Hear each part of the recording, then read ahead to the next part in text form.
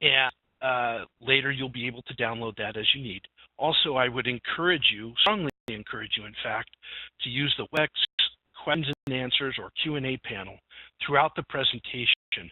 I'll pause from time to time and look at the panel to see if you have any questions in an attempt to make this much of an interactive discussion as is a webinar. In fact, I wish we could imagine being in the same room, because I really feed off of some of the challenges that you might be encountering in a very real world, how CorbinSoft and Polarion and Siemens might be able to answer those challenges with a solution to bring your products to market faster with higher quality. You're also welcome to chat the panelists. I'm joined by several of my colleagues from CorbinSoft and also from Radac Software Solutions, our partner in India. And we hope to be able to provide a good experience for you today. It is very basic. I'm going to spend just a few minutes talking about, or introducing rather, this particular challenges in creating medical devices, perspective, or our perspective in what we learn from our customers, and how Polarion and CorbinSoft can meet those challenges. Then I'll spend the bulk of the time trying to take some of those concepts and produce them in a live demonstration of the tool in a template which has been designed to address some of the key regulatory and quality management drivers that go into product development for audit preparation, for quality maintenance, and design control throughout the process. We'll finish up with a more extended or open Q&A session. We'll soft close after about 50 minutes. So without any more attention to that, let me give you just a personal background from myself. I have been working with Polarion for many years now. I represent sort of the boots on the ground, where with Polarion I was the director of pre and post sales engineering and worked as a solution architect with many of the key customers across a broad band of industry. So we look at industries like the medical device arena, aerospace, and automotive as key areas where regulations are driving companies to enforce, essentially, their process throughout the design control, whether it's a medical device, an aircraft, or an auto, each with their intrinsic notions of potential harm while providing, really tremendous benefit. If I had to explain to somebody what AM, or application lifecycle management, really is, they really kind of glaze over, and it's hard for me to accept. But if I tell them that, I'm working systems that are quieting the tremors of epilepsy, if I'm making sure that the bone grafts stay in the air, that sort of gets people's attention, and that's really where I get a lot of my energy, and the drive working with Polarion and Siemens is not so much the joy of this application, but it's the customers that I get to work with. And you can see here on this slide, I'm sampling of those customers, and many of them I can speak in intimate details about how they, particularly in the medical device area, are bringing their products and services to market. So our experience with customers express some challenges, and in fact, if you've talked to me before, you probably heard me start right off with asking, what are your challenges in requirements management in the medical device space, or quality management, or regulatory or audit readiness? And so these things revolve on real scenarios that Polarion can address.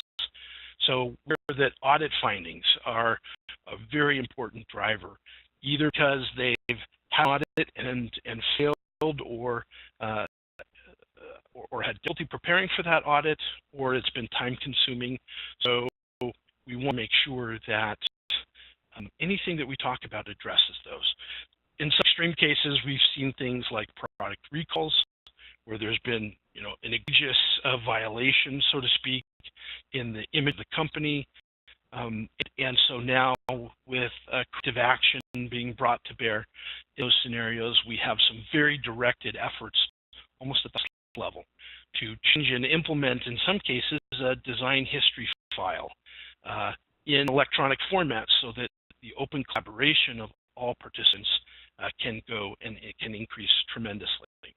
And you also see really that when design control is poorly organized, that there's simply delays. I would tell you the number of times someone has said, essentially, I have to stop doing whatever I'm doing and evaluate my traceability matrix. I have to build it and rebuild it and build it again.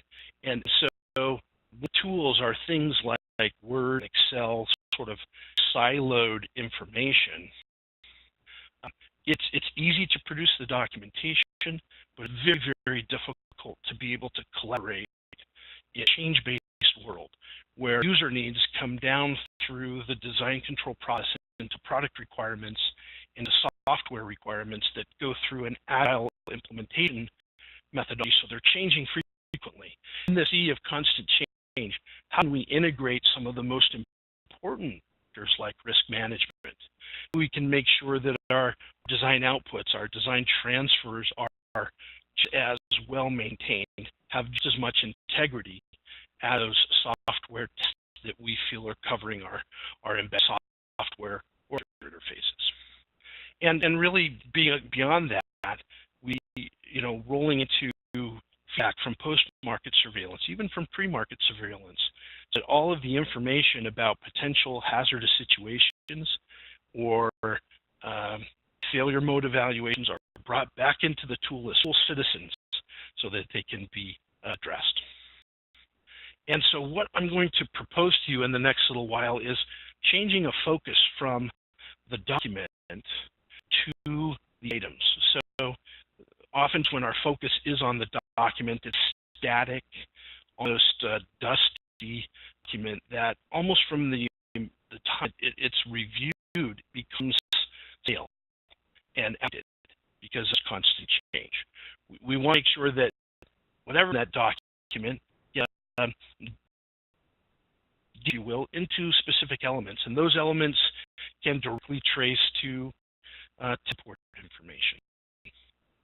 Just as separate document files on your network, this kind of traceability, the searchability is really compromised. And so we're looking to now take this intelligent design control and computerize your product development. Take the document, and while we have the integrity of document containers and approvals, we can really look at traceability at the item level. To change in one particular user need can cascade through all of its traceable entities to each item throughout the engineering domain disciplines. Stability in Polarion is, once built, is instantaneously achieved. So constant report, feed the system, and help maintain some of that structure. Is that Siemens has observed is the source of, from the FDA, from their conversations with the FDA, some of the reasons for audit infractions. And as you can see, design controls ranks right up there at the level, being able to conform to CFR 820. And lack of that design control can produce an failure and a finding that has to be mitigated before moving. And then we can look at other things like the general quality management process. How are CAPAs feeding into the system? How are we handling customer complaints? And we get from complaint and CAPA directly into changes in a way that's reportable and can be evidenced in our documentation. Transition now to demonstration scenarios, specific scenarios in the tool, and I'll be using it live, that begin to show you how Polarion can address these challenges. So I've broken it up into three basic parts. The first is managing design inputs and outputs, and I'm focused on those items, those documents, the traceability that we all think is really important in obtaining this information. The scenario is dealing with risk management, and then you can see here in my page, say I'm going to be paying attention to the items, but now I'm going to look at how I can chart that, how I score risk management, and maintain the traceability of what happens once I do discover a risk.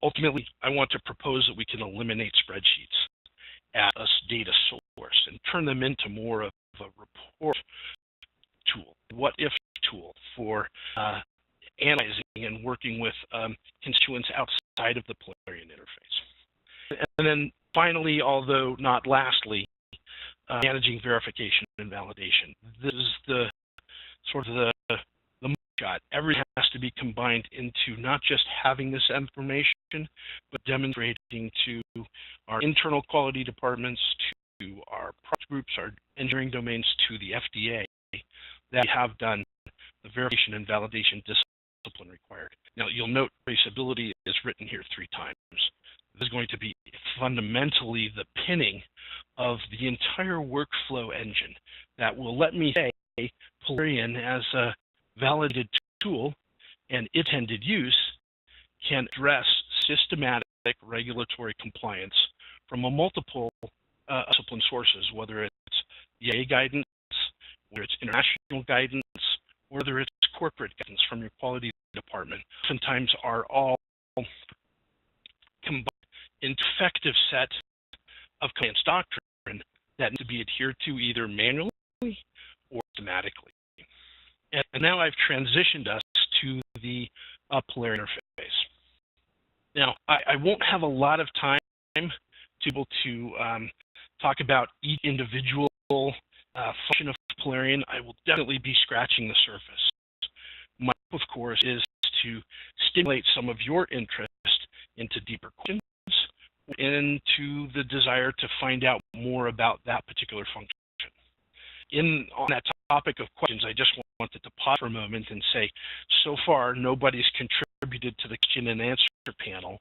I certainly encourage you to do that. So I've just paused before I start to look at the Q&A board, and I don't have any questions yet, but I'll come back to that as we go.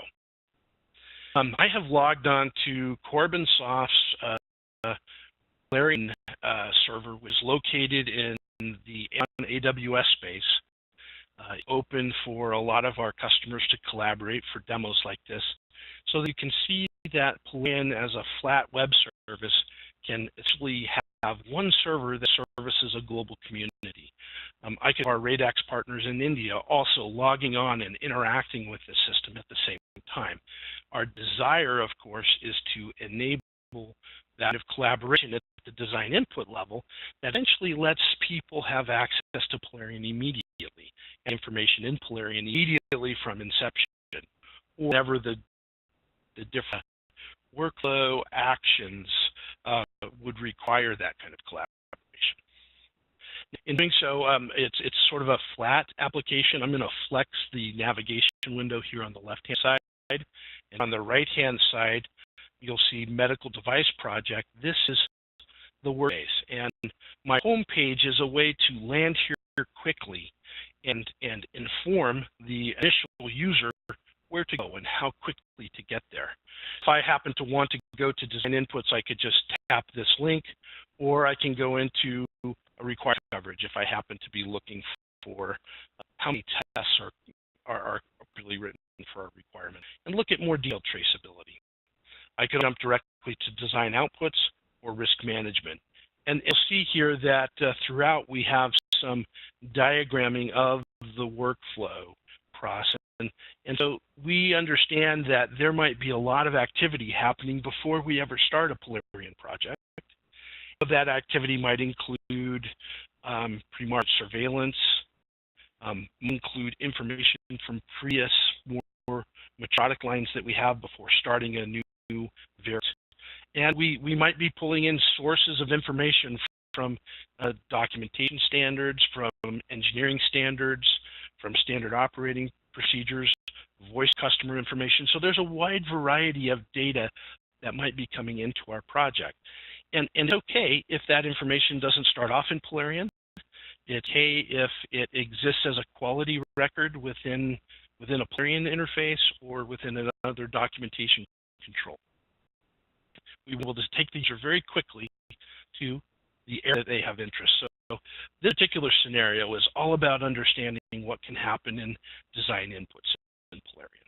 I've moved to now the design inputs panel over to the left, and you can see that I'm immediately presented with a different workspace that's giving me summary data about the name of the documents I have in this particular space, the type of document, version, and workflow status. So you can see I have here, a small number of four documents.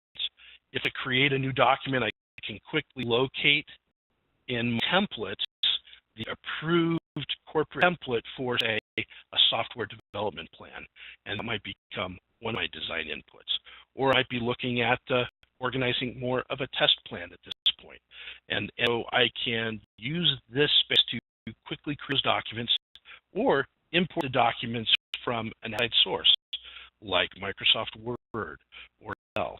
So the information that you have today in those siloed files can quickly come inside to Polarion. I mentioned earlier about this association in a Polarion project of documents and items. So I'm going to do a couple of things here before I get started. I'm going to open up this work item panel, and you can see here in this intelligent design control, we use the Polarion work item data prototype to store business needs for our pre-market surveillance, user needs, product requirements, breaking out of the different domain of engineering requirements, mechanical, software, electrical. We're free in Polarion to create as many, as few of these work items as possible. In a Polarion server, I will likely have many different projects. I can pick favorites, or I can open up new projects and see other information available to me, and open them up even in different tabs. So this is a particular project called Drive Pilot, which is part of the initial install of Polarion. If I looked at its space, it looks a little bit different because it's been configured differently. It's a different landing page, but I can jump to requirements and look at what that project's requirement space asks me to do. And I can open up the list of work items and see a different representation of work items. So a single Polarion server can manage many projects of different structure or type, even to the point where here is, as we look at more of perhaps a simpler, more generic system engineering template, I can move and look at a software project. So this is actually on a different server. It's the publicly available Polarion demonstration server that you could log into immediately and open up this library project. And this has the work items designated for an agile software only project. There aren't any necessary mechanical or electrical requirements or surveillance or medical harm or hazard risk management in this project. It's a simpler, more straightforward approach. And I do that by comparison so that you can understand how well Polarion can be configured to meet your needs. And a lot of customers that I run into would say, oh yeah, this is exactly what we want. We want to use the template right away. And go into some of the details of combine those different regulatory requirements with the class of device that they have. It may be that they're dealing with surgical instruments which have no intrinsic software associated to them, or disposables, and it's purely a mechanical process. And so we might change this, reduce this into the work item types only, so that their stakeholders have a very focused action of use. Then again, we may have something which is a full mechatronic device, which this one is certainly designed to handle and to incorporate, the full breadth of design control challenges. Let's open up and look at one of these documents and what's inside of it. So I'm opening up this user need document of what I would consider might be a fictitious bionic arm. And when first conceived of this some years ago, we mocked up this idea that there would be some bionic arm, and then on the way we picked up customers who demonstrated that they're building exoskeletons, they're using printing devices to be able to deliver a much more real product. But eDHF, I can open up different documents in different views and experience the user needs documents side by side with the product requirements, and we'll see they'll actually work a little bit together. Now, what we're looking at is a Polarion document. It's a special object that contains information. This document doesn't exist anywhere as a single file. And I can come into the document and easily create new needs. So I begin collaborating immediately. And so I'm just going to position my cursor here and press enter. I'll get an item and with a general use.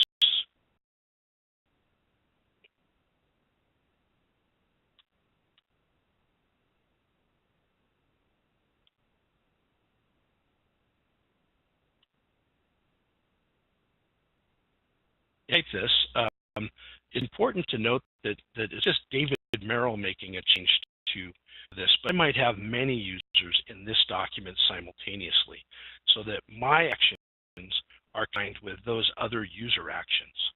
As I save it, I get a user, a word item ID that is created. This is a unique immutable ID which is granted to the items within. So see in the document that I can have reportation about the status of the document.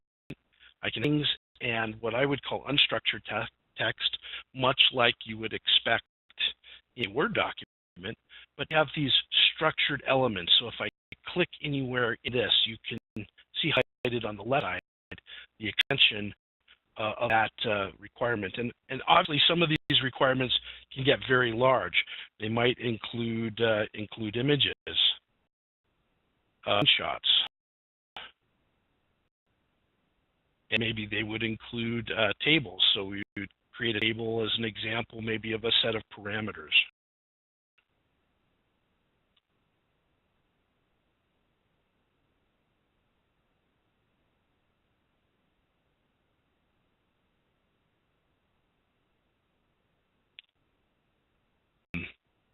I won't spend too much time. I won't too much time talking about this and typing things out. You'll get the hint and the sense of exactly how I would proceed as I create these items, making changes to this document much like you would Word. I could copy and paste from other documents into this as well. And as I mentioned before, I won't go into detail about importing a document, but this document might not have ever been created first in Polarion, but rather imported from a pre-existing Word document.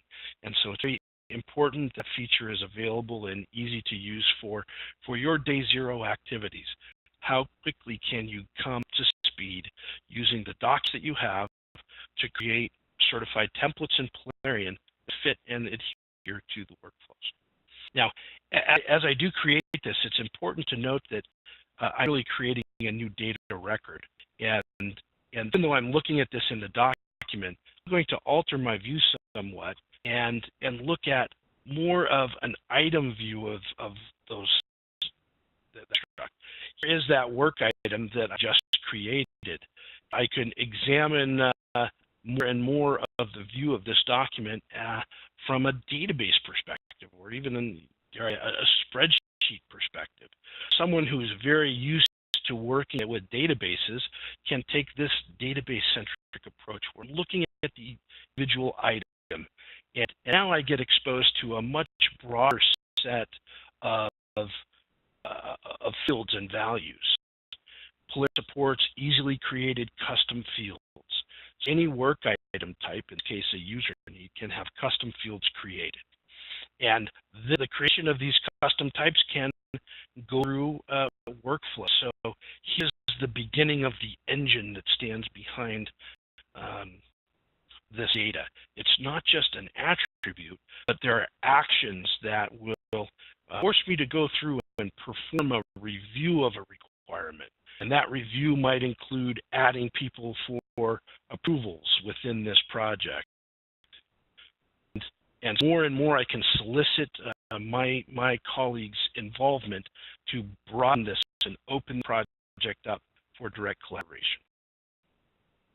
These individual items can be assigned as well, and those assignees will get notifications. So as I change all this information, I use email to notify and draw stakeholders back in.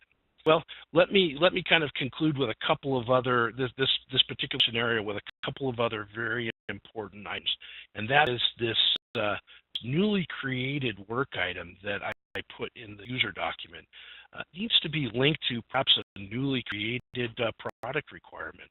So come down to the bottom of say non-functional requirements and a new document that we've opened before, and I'll press enter and create maybe let's see, let's go back and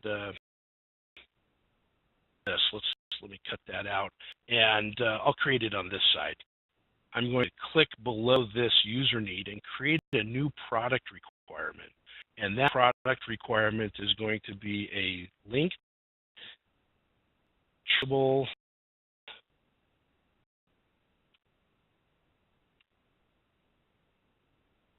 I'll change it a little bit, a Polarion shell.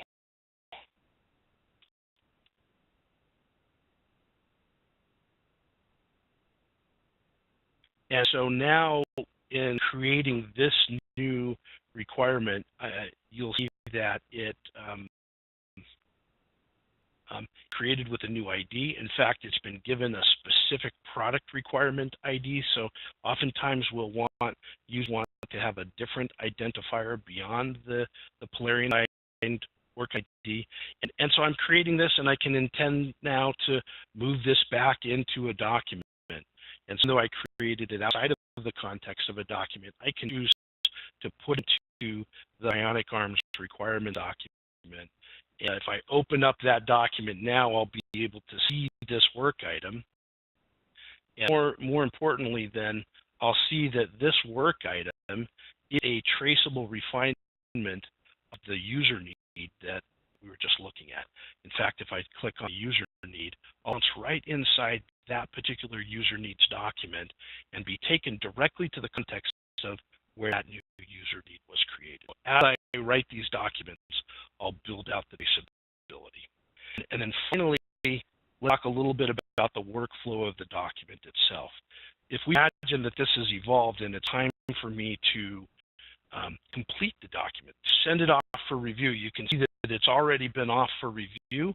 And you can see down at the bottom here that this is a David Merrill chap.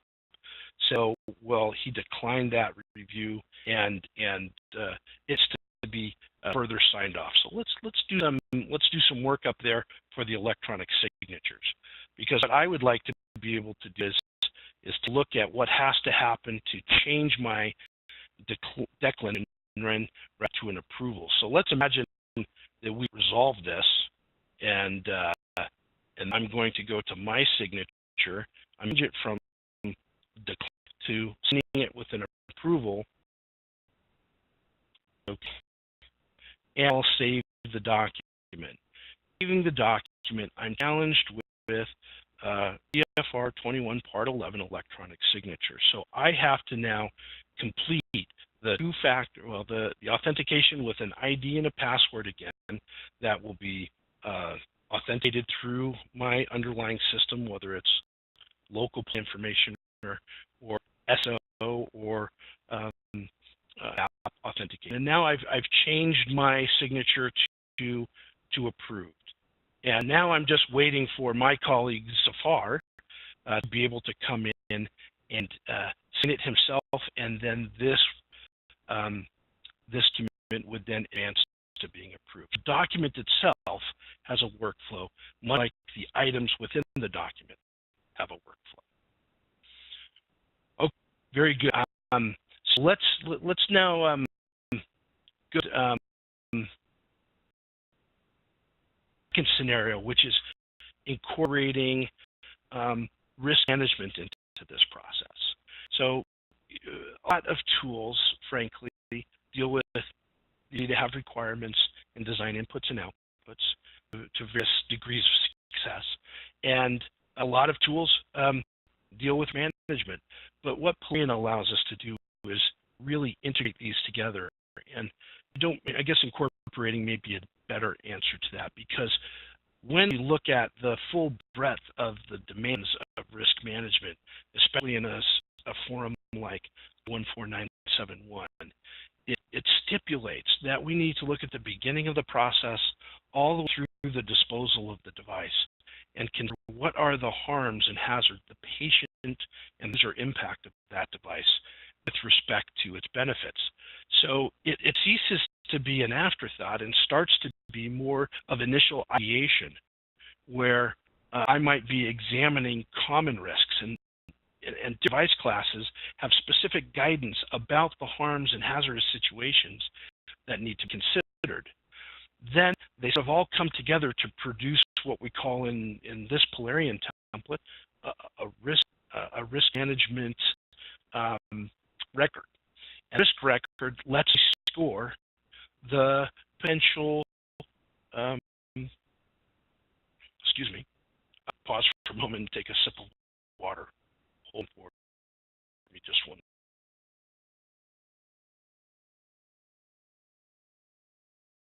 Okay. We're going to look at the probabilities that this harm might occur, that the hazard situation might occur and produce that harm. And they combine together to be scored in the risk records. So this is an attempt to take the spreadsheet that you might be working with and put it into the initial formation of documents. So let's take a look at the harm document. And so we can see inside here I have a different sort of document. It's not requirements per se, but it talks about the potential harm that my fictitious bionic arm might impose.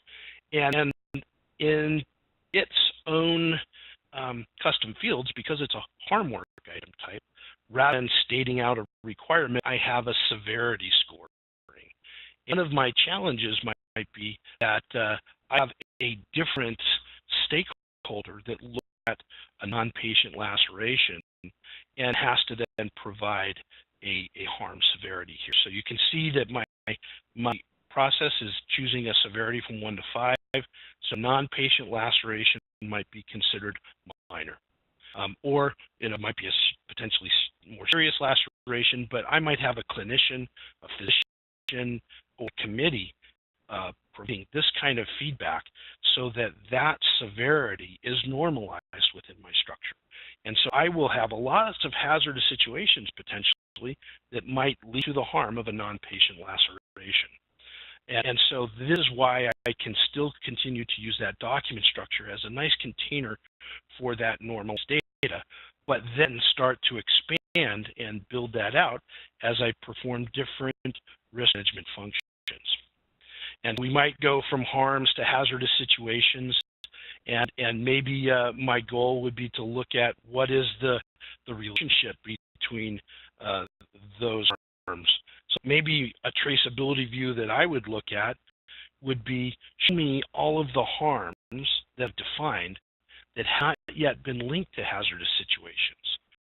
And down below here in the second part, I am looking at all of the harms that do have defined hazardous situations. And I looked at patient fatality and opened particular wording up. Now I have a compartmentalized view of fatality. And now I can look at the hazardous situation that might kill that. A sterile assembly is pierced by a sharp, and presumably the patient becomes from that. And so I have now a pre-mitigation probability, and I have post-mitigation scoring that will take place for this particular situation. I can descend down further and look at what are the potential causes or cause and effects of how that particular hazardous situation might occur. Each becomes kind of the breakdown of the work done to both identify those causes and effects and then start to mitigate them. So let's pull back to the risk management file for just a moment and really look at what is the end state, which is risk assessment code chart. And this, or sometimes referred to as a RAC chart, is looking at all of the risk records where I see specific patient harm in situations.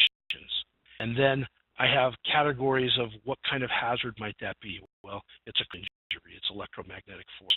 These hazardous categories are something that you can maintain as pull-down lists within Polarion. Is essential to performance. And you can see that I clearly show the difference between yes, no, and an unanalyzed event.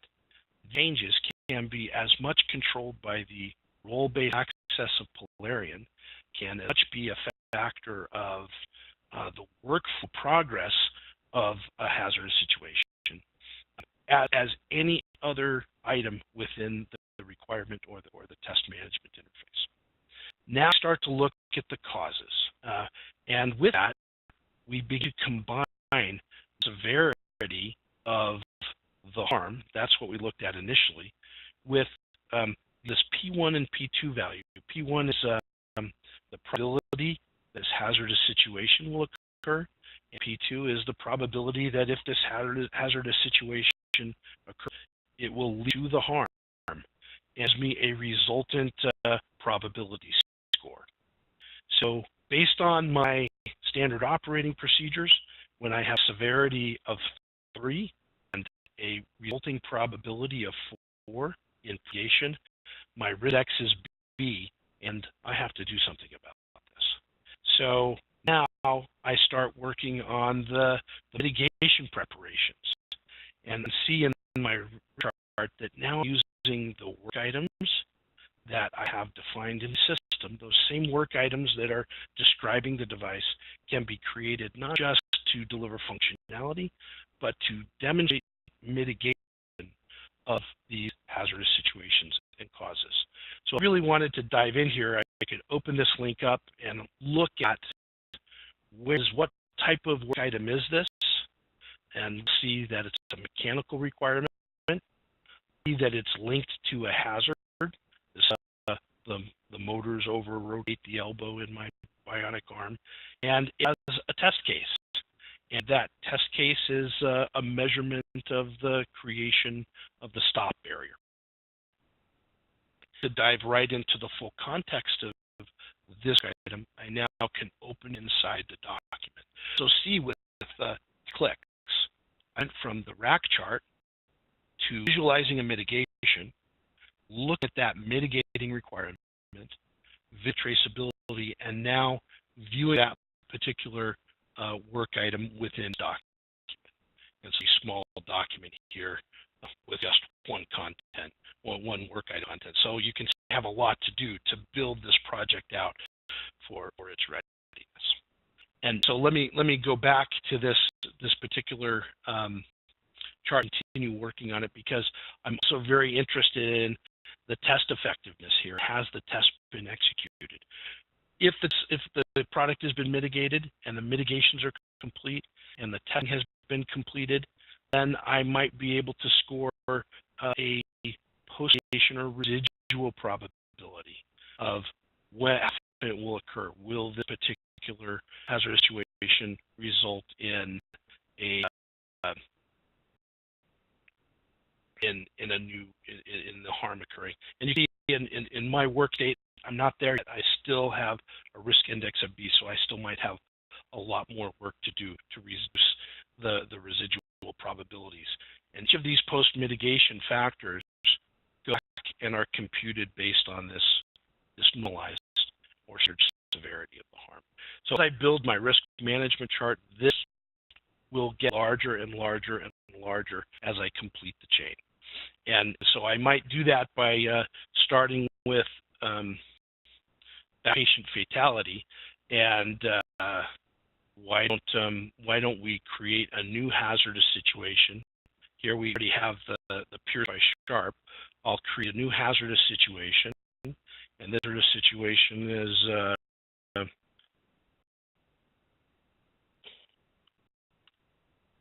electrocution due to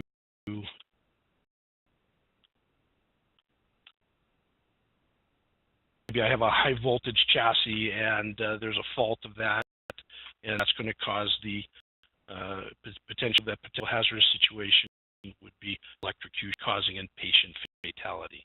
So is it related to user safety? Yes.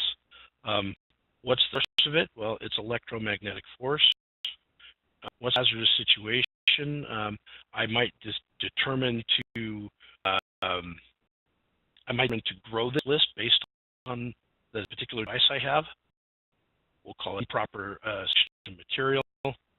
Pre-mitigation situation probability, I hope, is going to be remote. This doesn't happen very much. I'm not ready to perform my post-mitigation hazardous situation probability because I haven't really defined anything that might mitigate that. And so maybe I'm ready to complete and all of this information right away. Maybe I have a lot more work to do. And so see that as I go through all of these custom fields, it will enforce me to put the appropriate amount of data, so if audited, I can really bend the diligence of this hazardous situation. And right here, if I need to, I can begin drafting the mechanical requirement that will mitigate this particular hazardous situation.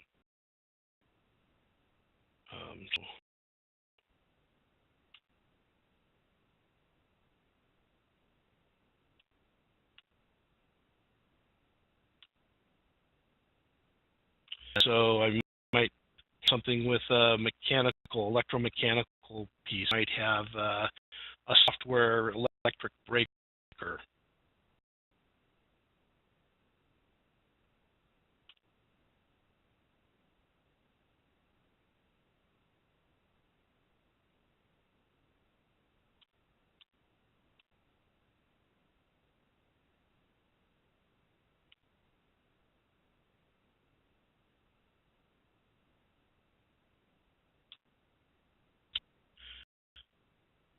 Becomes the normal operation of working within Polarion. Now, here you find a software requirement. That software requirement has no test cases yet, and it probably is going to find its way into a software specification and design inputs. Now, one of the things that I sort of blame early in the design inputs is the notion of a traceability report, of looking at, say, what my requirements coverage might look like. Here is an expression of the requirement coverage to be all requirements of any type that are not covered by a test. And down here at the bottom, see the one that the one requirement we created. And if we look above or look down below, we'll see the 6 requirements that do have tests. So this is a very quick way of seeing how much work I have to do to take me to the next step, which the prepares for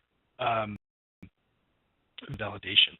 And I apologize, we're running a little bit short on time because I'm getting excited and talking about a lot of this. But let me pause for just a moment to address a question.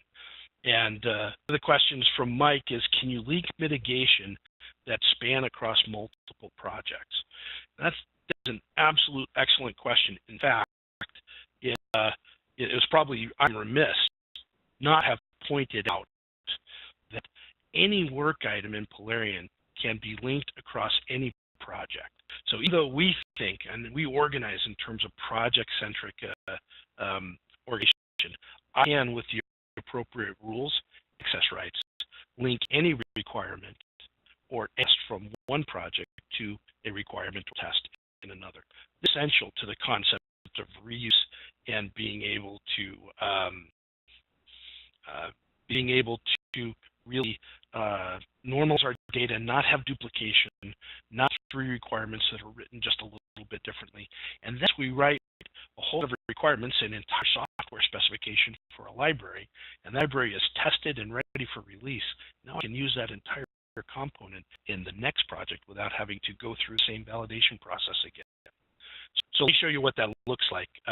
Within Polarion, I'll just open up a requirement at random here. And let's go into the idea that instead of looking in the document, I don't really know. I want to go look for that for the linkage. And there's an intersection down here in the Polarion view of linked work items. And I can add a new work item here and start looking for that type of work item in a document, or now I'm going to say look across the entire repository, and now you can start to see I have work showing up in other places, or maybe I don't want to just look for user needs. Maybe what I want to look at is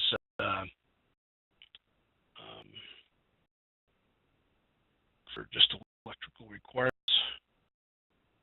and now I have access to let's see.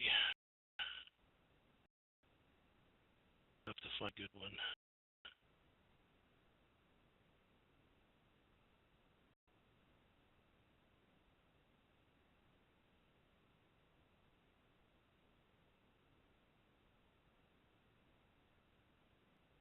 Here we go. So it represents a product requirement in another project, and so I can click on that, and that refines that work item, which is located in a different Polarion project.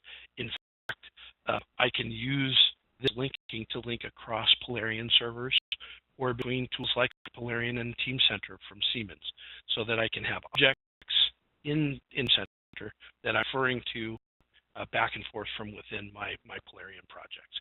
So when I save this, I'll have the appropriate response. It's telling me that I can't use this role refines, and so let's see if I can pick a good one. This is actually a good point to bring up, that I set up rules, and it's very possible that I built a rule in this particular project structure that doesn't allow a user need to work to relate to that particular work that way. So let me choose just refined by. Anyway, it is quite possible. I just have to make sure I have the right work items in the right project. This would be a good chance. I'll just come over here to a project that I have that I know has more loose linking roles, and I'll do the same operation here. So I'm going to just choose relates to, and I'm going to relate this particular system requirement to work items in a repository, in the full repository, and I'll pick a certain type of, let's do test case, right? So now I can pick one of these, and that will allow me to make that link happen. Okay. Let me get back to the questions. There are a couple more very good questions there. Can you manually reorder the rows and headings in the groups of the FMEA? Yeah, so this is also a question from Mike. The reordering, I can structure my report or use a different report method to allow for sorting of the rows. That particular rack chart was pretty much set up, but you can filter everything that you see in Polarion dynamically. One of my favorite views in Polarion, really, I kind of jumped over. Let's go back to the user needs document for a moment. This is my entry at perhaps one of the highest levels of items in the project. I'm looking at it in the doc view, but now change and look at it in the same tree view. Now we saw a little bit of that before, but now I expand to open up many levels, 8 levels deep, if that's possible. And now I want to look at my full traceability within this. So Mike, to answer your question, now I can sort by title. If I can sort by any of these fields. I can pull and show other fields that I want to, and I can further decide what type of query I'm looking for, whether it's based on priority, based on status, based on project information, and with that really refine the list of things that I'm looking at right here. Here, I could export this view directly into Excel for Excel round trip data export. That will let me sit to a consultant, ask some what-if questions, make changes, and then import that data back into Polarion. Now, so the answer is it depends. It depends on the type of data that you're looking at, but yes, it's absolutely queryable and sortable in general. This particular rack chart is fairly basic, and it's designed to give one particular part of the presentation, but I could add the ability to sort by as part of configuring, changing this project template to match my particular needs as a user. Okay. Next question, and then I'll move on because I'm running out of time. You have a base DFMEA complete with risks and create variants with them with additional risks unique to a given project. It's a great question. So the answer is you can do this several different ways. Now, one way would be to keep a common library of DFMEA items. So we're looking at one project. And a lot of times in Polarion, we'll have several projects all working together. And I have that place where the harms, so here where we went to the risk management file, find my harms, or I've defined my hazardous situation, or effects and causes, they're in the project. But if I decided to be able to have a central definition of that, we could have a project dedicated to that particular type of regulatory compliant activity. And then I could just link to that, or I could also make copies. And so that's where for example, if we open up this DFMEA relationship where I have a design element, I have a situation and cause, and so if a second project where I wanted to have a different relationship to that cause, then instead of work items linking directly to this project, those work items would exist in other projects. So I could look at that common DFMEA effect, see what projects, what products and product lines that particular DFMEA item impacts, and how a mitigation in one might be used to another. I can also duplicate an item, so it's absolutely possible to duplicate a work item from one project into another. And there's times when that's certainly appropriate. And if your goal is to really take a centrally defined DFMEA item and clone it with its default set of common mitigations, but put into another project where those mitigations can be uniquely changed, then that would be sort of an extra step to highlight not just one, but several of these items and clone the entire set into that new project. But it's absolutely possible to be able to do that. Thanks, Mike. That was a really good question. I would also add that if this information has started to push us into more detailed interests and discussions, please know that you can contact us independently, and we can go through and have that particular conversation with you, a more discovery of your needs and a comparison of this particular template, say, does it work for us. Now, one thing that's very typical is someone would say, I take my mechanical requirements, electrical requirements, and I fuse them together and create a hardware requirement. So to simplify this, that's one clear approach that we see frequently used. Or we might get these test cases and say that's not enough of formal testing. We have to have different types of test cases. Or perhaps we might say we have a level of design transfer, so we really don't have manufacturing requirements in Polarion per se, but rather we'll see that in Team Center. And so that might be another place where information in Polarion is working together with external tools where information might already exist. Make Polarion sort of a system of systems in that type. Okay, now I'd like to take just a moment and tap into that third very important item, main verification and validation. I only have a few minutes, so I won't be able to give it its due justice, but we touched, as we have seen, the notion of test cases. So we saw that there are inspection test case. I'm going to click on this functional test case work item and see that it can also be in a document. And this particular test case can have a description and be executed.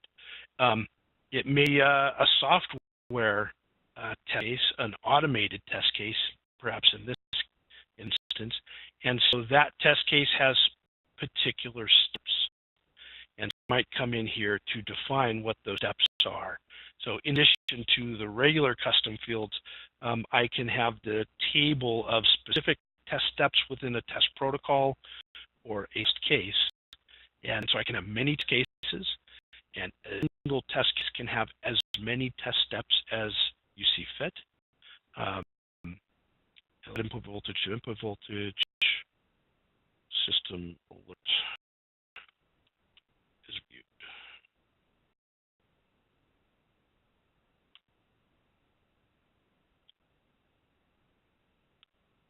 And so I can modify this particular test case over time to add the appropriate items. I can look to make sure that that change also is properly impacting here. If I happen to make a big change here, so yeah, this is a combination, but let's just say that I'm changing this priority from medium to highest, and let them blink in red and blue, making a change which is not just a cost change. Rather, it is a fundamental change that affects my test case. So now that particular test that has notified this test case, and have now the ability to make it. If I'm the stakeholder in the test case, I can come in and change the content of the test to match that change in the particular requirement, or be able to simply replace what is red and blue, insert a parameter, and the parameter might be $1. Now I'm more prepared to test case which can respond to different types of requirements depending on what the calibration or configuration might be.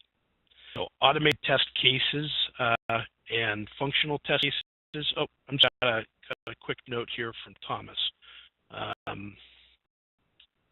Columns in the test case tables configurable. Question, the answer is absolutely yes. So you see here 3. We anywhere from 2 to 5 usually. One of the things you don't see here is actual results and pass-fail, because that shows up here in the execute test portion. And sometimes a jump for people who are used to looking at Word documents. Because in a common test protocol in medical devices, you'll see the Word document. It has the tests, it has the test steps, and then it has the actual place to fill in with ink what the results are and the verdict. And here we want to electrify that. We want to make sure that that can be a process which can run in automated fashion, run directly at the test, get it off of paper, and execute it within Polarion. So the test case is the definition of the test. The test record is now going to be the process by which I run those tests. So here is a Polarion test run, and see that I have some tests which have passed, some which have failed. I can look those results and see what went into them. Come back and just simply continue testing.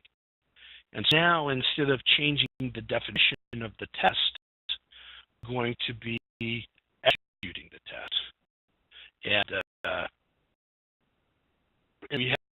we had time to complete. If I had more time, I would go through all the tests to be executed and how to see those test results.